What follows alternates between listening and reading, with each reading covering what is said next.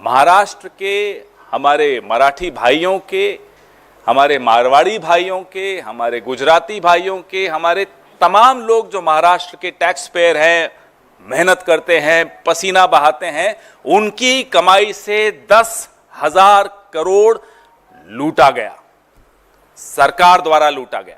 इन projects में सुरंग बनाने का काम सिर्फ 10% है, लेकिन प्रोजेक्ट का नाम सुरंग के नाम से कर दिया ताकि इन कंपनीज को आप क्वालिफाई कर सको, इनको आप काम दिलवा सको। सीएजी से लेकर मीडिया से लेकर हम सब देश के नागरिक जिम्मेदार हैं कि किस बेशर्मी से एक सरकार लूट सकती है इंफ्रास्ट्रक्चर टेंडर के नाम पे, जब आपको भरोसा होता है कि कोई देख नहीं रहा, और अगर कोई देख रहा है तो भी मेरा कोई कुछ नहीं बिगाड़ सकता। यह मानसिकता इस सरकार की, भाजपा सरकार की ऐसी आ गई है कि पहले जो काम महाराष्ट्र में हम सुनते थे, बचपन में आप लोग भी सुनते थे कि डी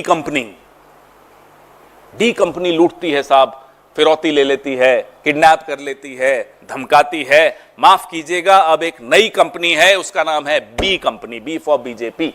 एक जमाने में डी कंपनी थी, आज मोदी युग में, अमित शाह के युग में बी कंपनी आ गई है और लूट रही है महाराष्ट्र। 10,000 करोड़ महाराष्ट्र के टैक्स पेयर की जेब से निकाल के सरकार ने कंपनियों को दे दिए और दूसरे हाथ से कंपनियों से फिर ले लिए। आप देख रहे हैं देश लाइव, देश की आवाज। नमस्कार साथियों,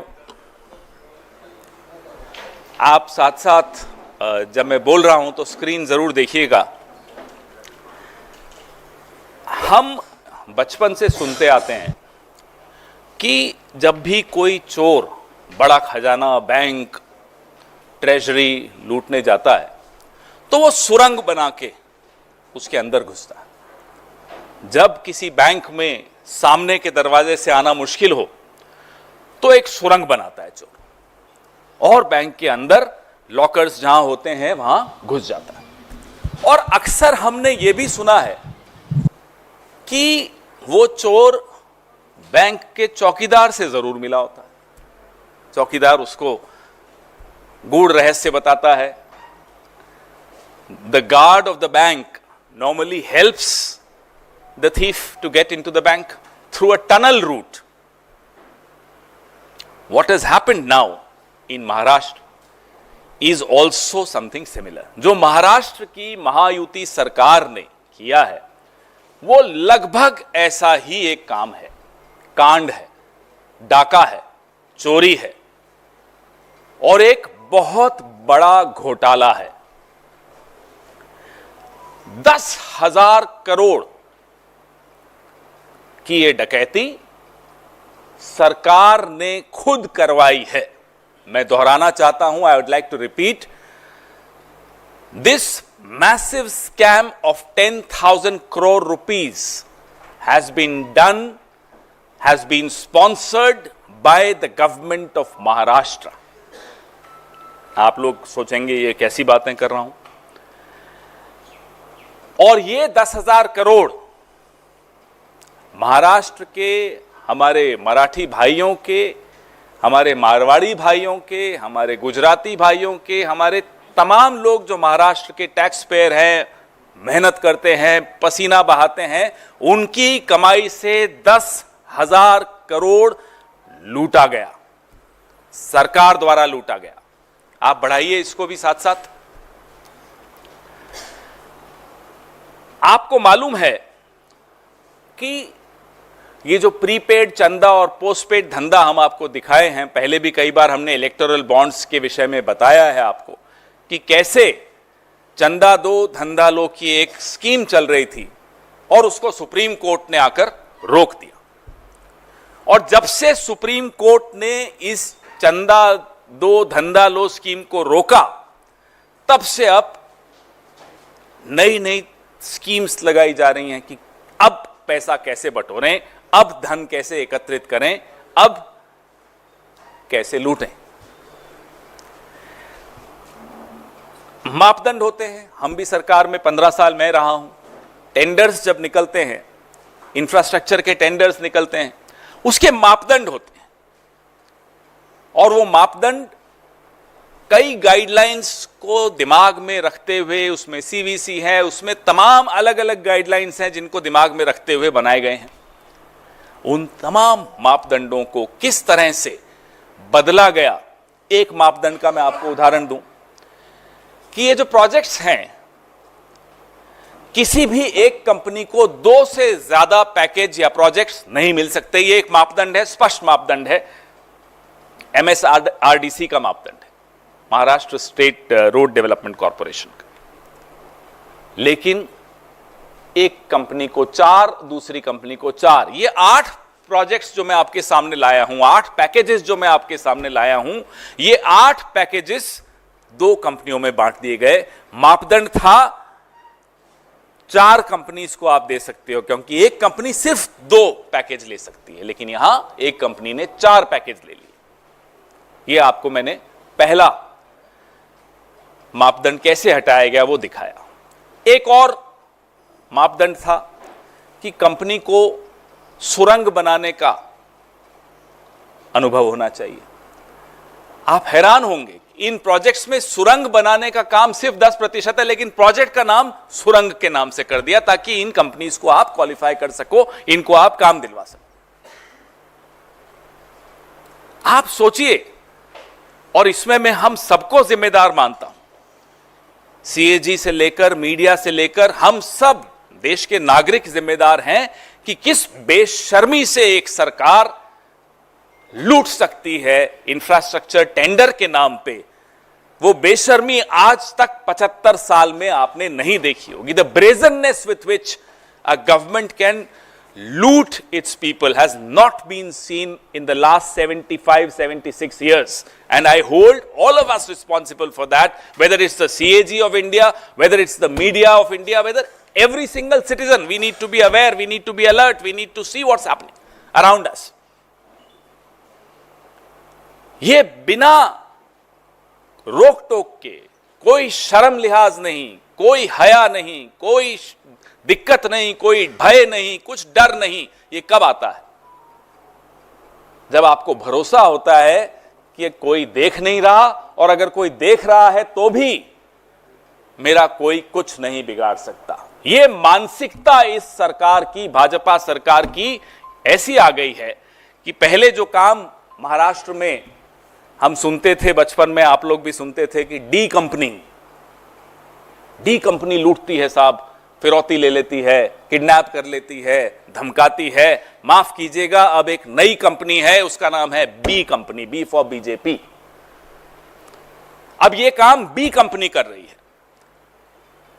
इलेक्टोरल बॉन्ड्स में भी 13% इलेक्टोरल बॉन्ड्स का चंदा महाराष्ट्र से वसूला गया था।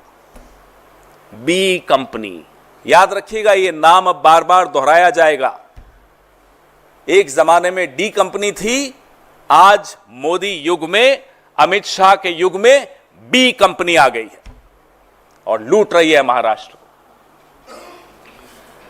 आप ये जो सामने आपको दिखाया जा रहा है, इसमें आपको एक और चौंकाने वाली बात मिलेगी कि जो प्रति किलोमीटर की लागत कंस्ट्रक्शन करने की बाकी राज्यों में या NHAI ने जो प्रोजेक्ट्स आवंटित किए थे, उसमें प्रति किलोमीटर की लागत कितनी थी वो आपके सामने है। थोड़ा इसको दिख रहा है आपको क्लियरली? और इन प्रोजेक्ट्स, जिन प्रोजेक्ट्स को मैं आपके सामने लाया हूं महाराष्ट्र के, इसमें वो लागत दुगुनी कर दी गई। ये सबसे चौंका देने वाली बात है। The cost of construction per kilometre has been doubled of what it was in earlier projects given by government, given by NHAI in other states. What is so special about these projects? Why has the cost gone up by 100 times? How can it be doubled? ये सवाल बहुत गंभीर सवाल है, क्योंकि जैसा कि मैंने आपको कहा, 10,000 करोड़ महाराष्ट्र के टैक्स पेयर की जेब से निकाल के सरकार ने कंपनियों को दे दिए, और दूसरे हाथ से कंपनियों से फिर ले लिए। नहीं तो कंपनियां क्यों लेंगी इतना पैसा और आप दोगे क्यों? आपके कोई सगे थोड़े ही हैं वो। लेकिन ये 10,000 करोड़ भाजपा ने कैसे लूटा, ये मैं आपके सामने लाया हूं। अब आपके सवाल, अब वो आप भी ढूंढेंगे, सारा काम हम से कराएंगे, फिर आप क्या पॉलिटिक्स करेंगे? अगर हम जर्नलिज्म करेंगे तो पत्रकारिता आपको करनी है साहब। हम आपके सामने कुछ तथ्य ले आए, अब आगे खोजने का काम आपका है। सारे केसेस मैं झेलूं, फिर आप क्या करोगे?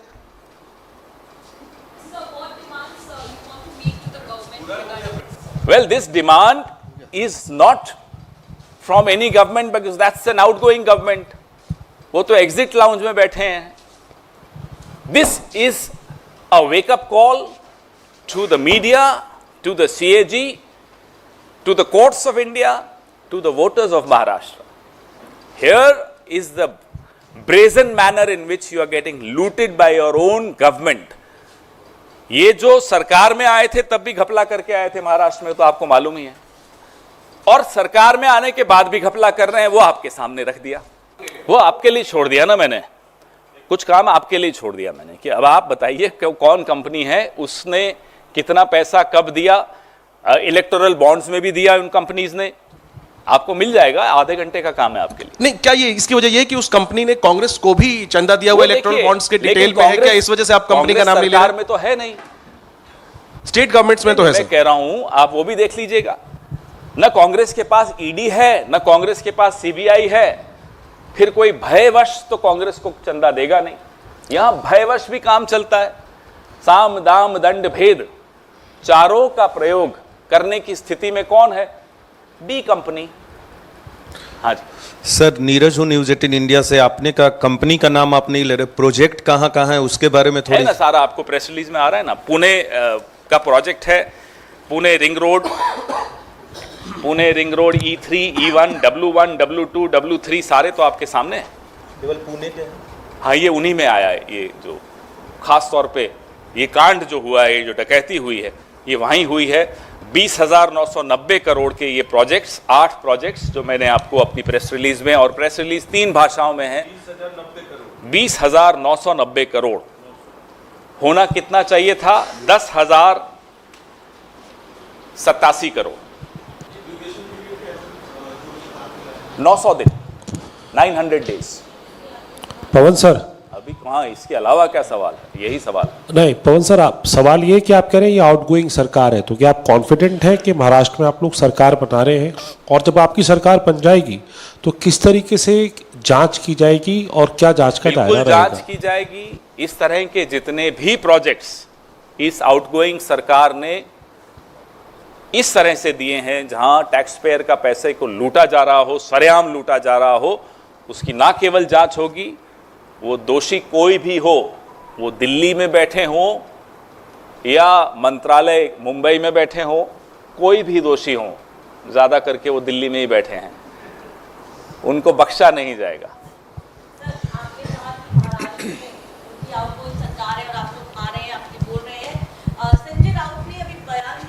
कहा है कि सीट बंटवारा जो महाविकास आघाड़ी के बीच में होना चाहिए, वहां महाराष्ट्र के नेता ये फैसला नहीं कर पा रहे हैं, और अब समय निकल गया है, लेकिन कांग्रेस की ओर से कहीं ना कहीं क्लैरिटी सामने नहीं आ रही है। बार बार दिल्ली का हवाला दिया जा रहा है। कब तक ये सीट बंटवारे का फैसला हो जाएगा? कई चुनाव देखे हैं, मैं भी आपको कई चुनावों से देख रहा हूं। आपने कई सीट बंटवारे देखे हैं, आपने हर बार सीट बंटवारे में हर पार्टी की तरफ से इस तरह कि माइंड गेम्स खेलते हुए देखा होगा। ये सब हमारे बीच में चलता है, लेकिन सब कुछ दुरुस्त है। सीट शेयरिंग बिल्कुल सही ट्रैक पर चल रही है, कहीं कोई दिक्कत नहीं है। अगर भाजपा को ये उम्मीद है कि इसी उम्मीद से अब हम वापस से आ सकते हैं, तो वो गलत है। पवन जी, अभी आपने जिस रोड प्रोजेक्ट का जिक्र किया, जिन 2 कंपनियों का नाम लिया, अभी उसमें से 2 कंपनियां ऐसी हैं, PNC Infratech, GR infra project, इनको भी महाराष्ट्र से रोड प्रोजेक्ट का कॉन्ट्रैक्ट मिला था, और कल इनके शेयर बाजार में काफ़ी इनके शेयर में काफ़ी तेजी है। क्या ये दोनों वही कंपनियां हैं? अब ये आपको पता लगाना है। कुछ होमवर्क आपको भी दे दूंगा मैं, मेरी पार्टी मुझे बहुत होमवर्क देती है, थोड़ा होमवर्क आप भी कर लीजिए। हाँ जी, अब आज और कोई सवाल नहीं होगा, पहले ही मैं बता देता हूं, मेरी महत्वपूर्ण इतनी मेहनत होती है तो उसके बाद अच्छा नहीं लगता कि उस पर फिर कोई और सवाल आ जाए। इसी से संबंधित आप अलग भी नहीं। क्या जो दो दल वहां पे महाराष्ट्र में है, इनके सहयोगी, मैं महायुति बोला, लेकिन बीजेपी सबसे अग्रणी है वहां, फ्रंट पे, क्योंकि बीजेपी का शासन केंद्र में भी है, एजेंसीज उनके पास हैं, ये सरकार भी एजेंसीज की सरकार है। ईडी का फुल फॉर्म महाराष्ट्र में जब सरकार बनी तो एकनाथ और देवेंद्र हो गया था। तो ED government is Eknath and Devendra government. तो हेरा फेरी से सरकार बनी और सरकार बनने के बाद हेरा फेरी शुरू कर दी। धन्यवाद। एक चंडीगढ़ में कल जो मुख्यमंत्री और एनडीए के मुख्यमंत्री और एनडीए के मुख्यमंत्री और उपमुख्यमंत्री की जो बैठक हुई है, उसमें प्रधानमंत्री के एड्रेस में कुछ ऐसे बिंदु हैं जिसमें कांग्रेस पर अटैक किया गया, अगर आप उस पर आप रिएक्शन सुनते हो अभी भी प्रधानमंत्री? हम तो नहीं सुनते। क्यों सुनते हो? इतना टाइम है आपके पास, हमारे पास टाइम नहीं। सर, उन्होंने कांग्रेस पे हमला किया है संविधान आदि को लेकर के। और कुछ आता है उन्हें?